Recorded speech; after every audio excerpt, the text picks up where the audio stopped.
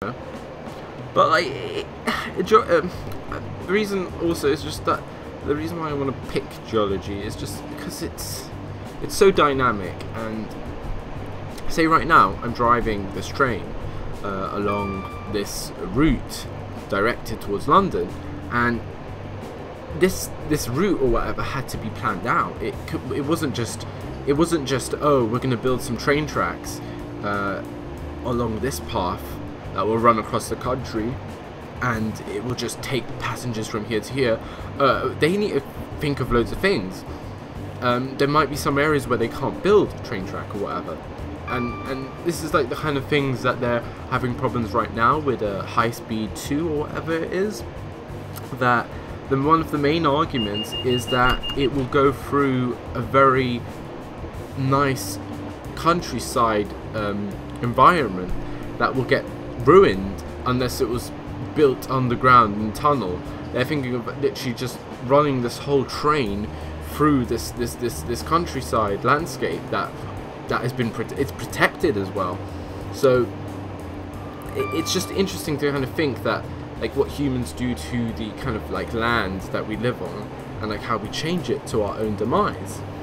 And trains is one of like the kind of biggest, in a way, in transportation, is, and as well as roads and motorways and stuff. Trains are kind of one of the kind of in the shadows kind of transportation, because we kind of all know that there's a road, or we can walk on a road, we can drive on a road or whatever, but then the trains are kind of like, because you can't own, like, you can own a train, but you can't, like, this train track right now that I'm traveling on is not, it's government owned. It's part of the public transport system. It's not for personal use.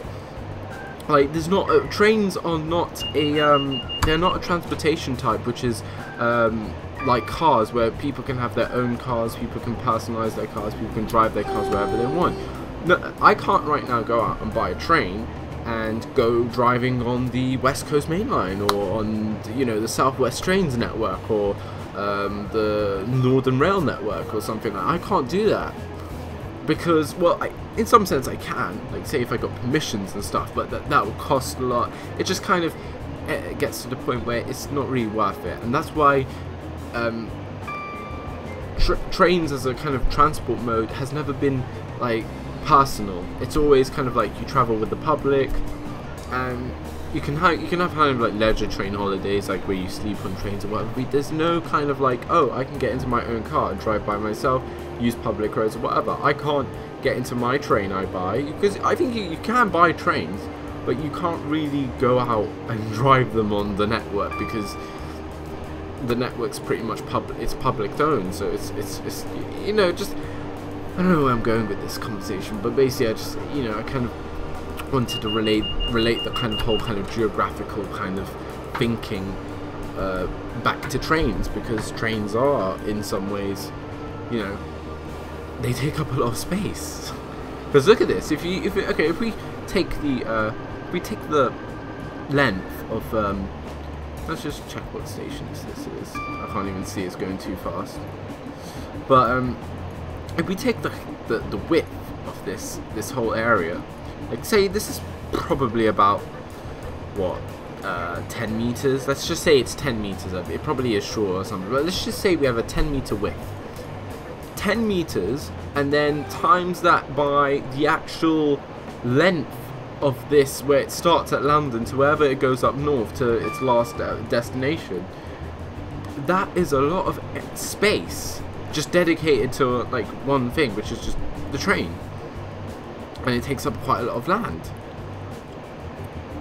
And if you took all of that track and all of that space and compiled it into like an area, it probably would be the same size of London or something. Like, you know, if you put all of that train track space all together, it would be huge. So these kind of train networks do take up a lot of space, but obviously because they're stretched out wide, long and thin, it doesn't look like they take up much space. It looks like, oh, there's just a train over there. Oh, that doesn't take up much space, but you know, it kind of does. But yeah, I kind of want to stop talking about that, but I hope you guys enjoy that kind of like, you know, a little bit of quality talk with me, and like, you know, my kind of like interest and stuff in like education, and like how I want to be. I want to be a geologist, but I don't want to be specifically a geologist. I want to do geology, and I really want to get into the kind of like geology and kind of resource industry. I first want to go into resources, like, you know, resource exploration. And I need to turn on my wiper because it's starting to rain. I want to go into earth. I want to go into resources, whether it might maybe oil or mining. I would like mineral exploration or something like that. I really want to work, like, say, in oil. I'm kind of green, you know. I'm kind of like anti drilling for oil or whatever, but I don't mind it. I'm not like, oh my god, we shouldn't drill for oil, we should just be pure green. I don't think we should be pure green, because I still don't think we have we don't have capable technology yet that will convert us purely to green energy. But this is also another thing, geothermal energy, like in Iceland, where literally the whole place is on a flipping hotspot plume. Oh, I forgot to horn there. It's on a basically, Iceland's basically built up of loads of volcanoes, and basically all of Iceland is powered by geothermal activity, heat that is coming from the ground because of the magma plume underneath Iceland. They harvest that energy and they don't use any fossil fuels. Now that's a step in the right direction, and I really want to be in that kind of industry where, you know, like volcanoes and stuff can really, you can harness energy from that or whatever. But I wouldn't mind also going into the kind of mineral exploration, earth resources and stuff like that, and then later on, you know, become a volcanologist or something like that. I don't know, I really want to get into that. It's always fascinated me as a person. But I've always, but before having these kind of thoughts, I've always wanted to actually do something with maths, and I wanted to become an actuarist, which is like a person that assesses risk in a company, because I get paid shitloads. But I kind of that dream kind of got faltered because I'm good at maths, but I'm not as good as I can be, and I just don't have a lot of confidence in maths, I think, to kind of say, okay, I want to do maths at university. I think I have a lot more confidence in kind of geography/geology, because I'm so much more interested in it that I can just talk about it for quite some time, and we already are talking about it a long time. Look at it, it's 9 miles to go. I can't believe I've actually done this, where I've actually talked for 48 miles. I think before, if I saw 48 miles, I'd be like, cutscene, and we go to the next station. But you know, I wanted to try it out, and we are doing well. So there's no point of really cutting the video. We're 9 miles from the station, so I think this is good. I hope you guys enjoyed it. Please do tell me in the comments if you find this boring. Tell me, because I will change it. I don't wanna force you guys to watch this kind of like, you know, commentary if you don't want to watch it. If you don't want to watch it, then please tell me. Please tell me if there's anything else you would want me to talk about during these kind of long haul distances between, like, in any commentary. Like, this could be suggestions for any kind of commentary I do. But what would you want me to talk about? Because I don't mind talking about things. Some people have commented that they like the certain things I was talking about. Some of the commentaries are going to be funny. Like, I think the recent OMSI2 video I released, the third part of like this 3-part thing on line 137, I kind of made it a little funny. I kind of, like, you know, joked around a bit and kind of made some kind of, like, you know, quirks and stuff, and people are saying they found it funny, and I really do appreciate that. And and like these shoutouts I did at the beginning of this video, or the beginning of this, you know, train simulator journey, on the class 90, on the GEML. No, we're not on the GMCL, we're on the London to Peterborough. What is that called, the London to Peterborough route? Great Eastern route or something, Great Eastern Main Line, and then the Great Eastern Mainline Coast, no, Great Eastern Mainline Coastline, yeah, something, I don't know. Oh, what's this? Oh no, that's not fast. I don't think it's fast. Those were speed markers. Okay. I think, no, I'm not gonna reduce power yet, because I don't think those speed restrictions were fast. I think this were the if you were turning track onto the fast route. But I'm definitely gonna keep my eye out now what's coming up, because I might need to reduce the speed, because it did warn me at the beginning. Oh yeah. Oh no, these are fine. it did warn me at the beginning of the video, of the scenario, that there are going to be like stuff and you need to watch out for speed restrictions and whatever, etc. So, you know, I'll watch out. Ooh, and what's this? No, that's not 50. Oh, and this is 15. Ah. Well, this is awkward. Minus 1,000. Well, okay. Well, we'll just ignore that. We'll just pretend that never happened. We'll just pretend that never happened. That was bad by me.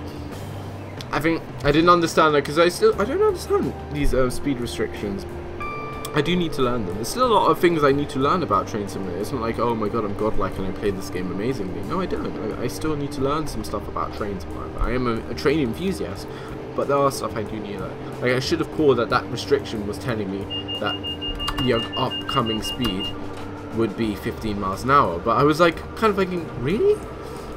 And then kind of to think about it when I got it, because I've never played this. If now I know that there's a station there, and maybe in future scenarios or whatever that people make or I do, there probably might be a speed restriction there. So now I've kind of recorded that in my memory. So, you know, I'll definitely keep that for next time. But as I said, this is my first time playing on this section of the London to Peterborough route, from Peterborough to like Wailing Garden City. I've not played past that. I've only played it in the dark between Biggleswade and Peterborough in the night time. And you know, I think driving in the dark, you don't really get a sense of. You need to know the route to drive in the dark. So I kind of stupidly drove in the dark and I don't even know the route. But I was only relying on signals, so you know. Right. Well, we're currently trying to get 90. I think this is a good speed. Oh yeah, definitely a good speed. We're gonna go into step 2 braking. Stevenage is in 1.36 miles. Platform 2 allocated. What's this little clipboard? Does it even do anything? Oh, maybe it checks off something you do. I don't even know. Probably, maybe. I don't know. But we're getting closer to our first station, and we're going to try and get it correctly in the proper restrictions of the platform, so we can try and open. Stupid ADD. So we can try and open the DVT doors and see what's in the kind of storing compartment.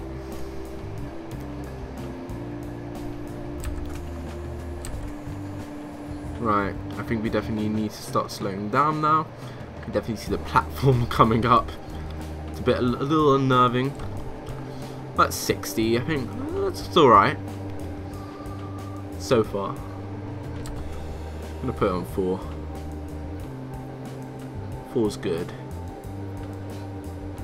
Stevenage! My first time in Stevenage on this route. Because I haven't actually been playing a lot of Train Simulator recently. I've been playing mainly a lot of OMSI. What else I've been playing? I haven't played a lot of Euro Truck Simulator is probably going to be my first ever game that I'm just kind of going to play when I do a Let's Play. I think that's fair enough to say. Oh my god, no.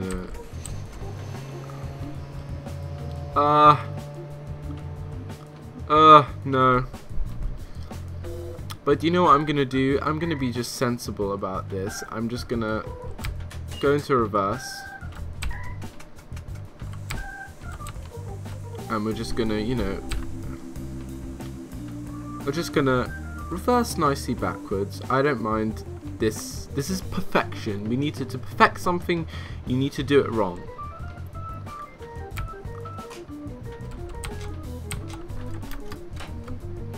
Oh, we don't have any iOS. We don't have any AWS clearance. I don't think we'll be able to. Let me just check. Oh, no, wrong thing.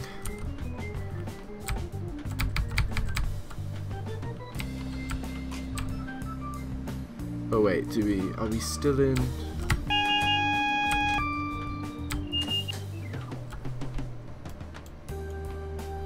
Let's see if we can. Yeah, we can. Okay, that's good. We'll just reverse. Sorry about this.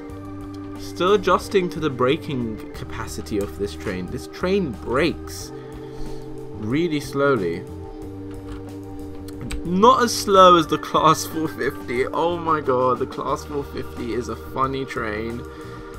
Oh my god, the way that they made it brake so slow is so funny. It's incredibly slow. But it doesn't matter, we're training. I'm a trainee now. I don't mind if I fuck up.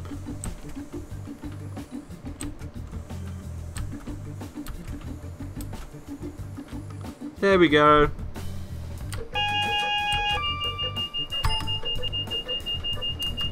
And basically, if you want to know why I cut the video and kind of edited back to before this entering the station, basically my game kind of crashed when I entered this station, so basically I gave up recording for that day, and now I'm recording on a different day. So this is kind of a bit of a I'm kind of adding new commentary to existing commentary, so I know I'm going to try and continue the flow.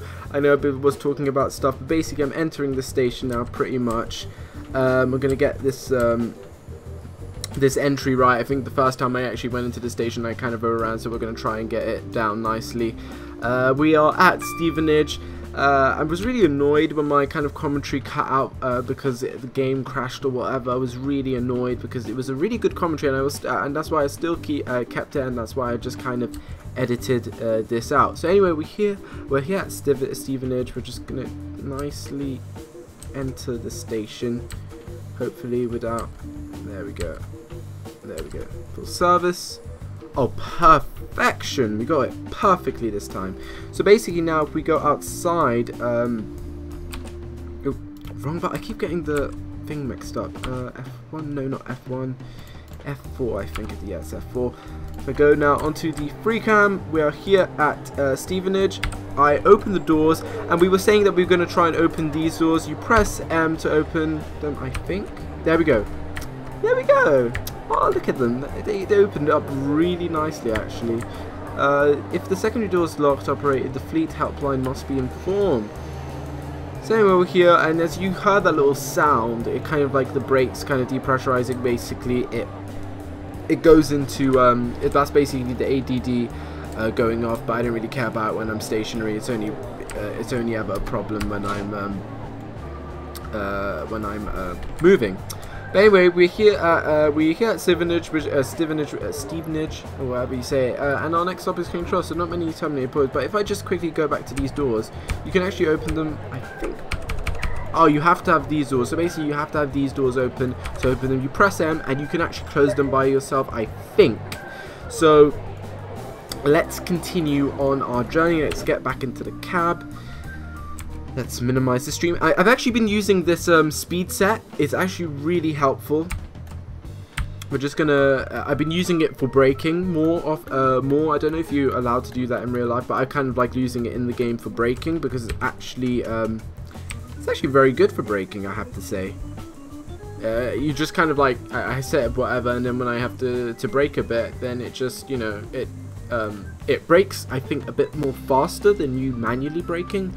But I've used that, and I basically because I had to do this scenario again for you guys because obviously it crashed, and basically this kind of where I kind of edited in from the beginning of Stevenage Station is a completely new recording. This is on a new day, so this kind of whole kind of commentary, this kind of whole kind of episode between Peterborough and London's kind of two parts in different times when I recorded the commentary. So the first part was kind of me talking obviously about like university and stuff and kind of geology and geography, and then talking about some trains and stuff like that. So I can't really remember what I was talking. I could kind of briefly remember what I was talking about. Obviously, as this is a new day. I'm recording. Basically, this video, or this parts of videos, have been recorded over separate days, so it's kind of like, you know, it'll be a bit different today. I might talk about something different because I'm recording it on a different day because I had to. I would have recorded it all in one gulp, but you know, the game crashes from time to time. It has this really weird error, which is really annoying. And actually, to be honest, before I even I'm just gonna save it just in case, because that's one thing I was gonna do before I started recording this, like part from where we left off, or where I was currently at. I just want to save it, so at least if it does crash again, I can just continue from Stevenage instead of driving all the way from Peterborough to Stevenage and kind of continuing the video if it does crash again. Hopefully it won't.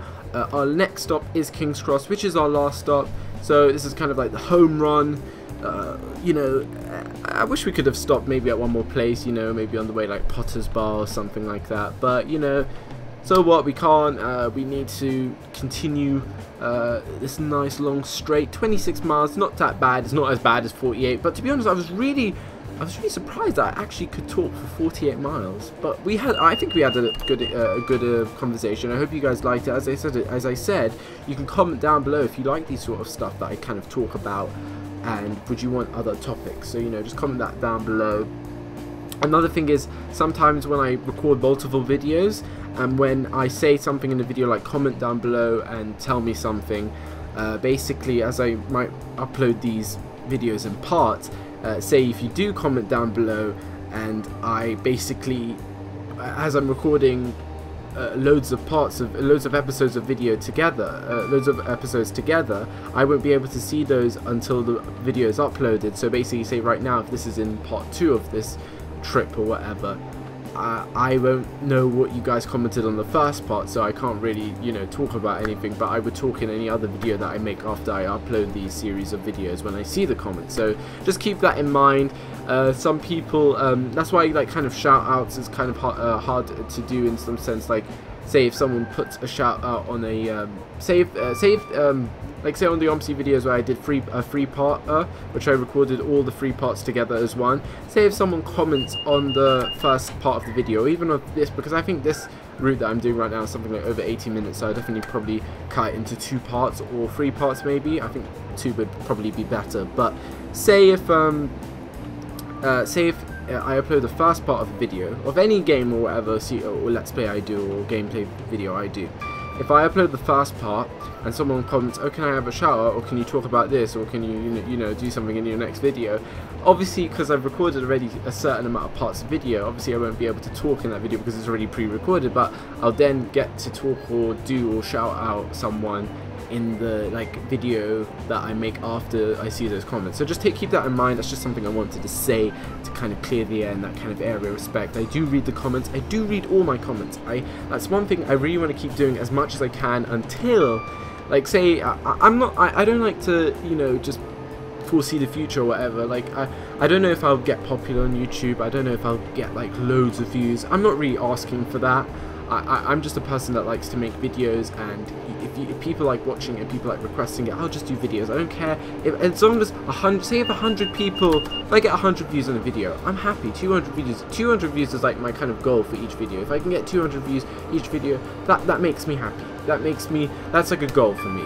Like, obviously, if I said, oh, I want to get 1,000 views for each video, that's kind of a, you know, a bigger goal, and I don't want to, like, you know, just overstretch myself and say, oh look, I can do 1,000 videos per. I don't want to be popular, but there is a way that I can be popular if more people start watching my videos, which I do have to prepare for that if it happens. I'm not saying it will, because obviously maybe if a lot of people do start watching my videos and loads of people start commenting, it's obviously going to be hard for me to like keep up with the comments, but I will, as I said, try and keep up with all the comments as I can until I can. If it gets ridiculous, like there's hundreds and hundreds of comments and it just overflows, then obviously it will get to a point where I won't be able to reply to everything, but I will reply to as much as I can. I will dedicate myself, because I love reading comments. They're like one of the best things that I like about the kind of outcome of a video, because it kind of shows that people are kind of giving you feedback, people are acknowledging that your work and actually having the time to comment against your video. Like most of these comments that I've recently been getting, like people saying, oh, I found your video and I think it was really good. It was either like some people say, oh yeah, it was really funny and I really enjoyed it. That's great. I really like those type of comments that just, you know, it just makes my day, because it's just, you know, I'm doing something right. Like I'm pleasing someone, I'm making someone's day by, you know, by making a video that they'll watch, and that kind of makes me happy. And I'm glad there's people out there that actually like to watch my videos, and they comment to me saying how they enjoy them and whatever, and I love suggestions as well, people that suggest stuff. It just means that people want me to do things and make other stuff, and that's what kind of keeps me on YouTube. If people didn't do that, then I pretty much wouldn't be doing YouTube. Like, YouTube is a hobby of mine. It's not a job. It's I don't know if it will be. I'm not so in favour of it being. I just like doing this as a little hobby and kind of keeping it. I like, because my channel's pretty much a simulation channel, and I would, in some sense, like to become like one of the kind of YouTubers that's mainly based on simulation games. I would like to be a variety let's player of simulation games mainly, but I can do other stuff, but mainly simulation. And people have been saying that I'm like one of the people that comment and stuff and message me. They say like I'm one of the best channels out there for simulation, because I do quite a lot. I do bus, I do train, I do what else do I do? Euro truck simulator, tube simulator, most of these kind of popular ones, but also maybe soon I'm going to be doing ship simulator and maybe flight simulator. So, you know, oh, and maybe even space simulator, because I'm really getting into this game that's crowdfunded.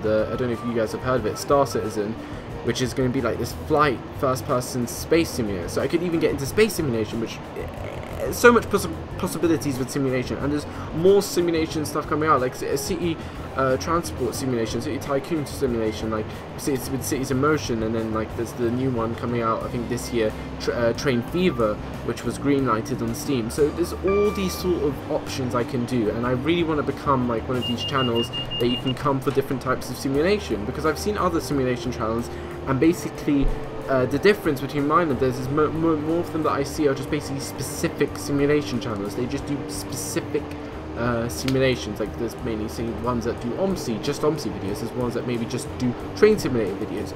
But I don't see a channel that does a huge, vast array, and that's what I want to become. And I hope I can become one of those kind of channels where people can just come and watch some simulation let's plays and commentaries, you know. But yeah, that's my kind of view.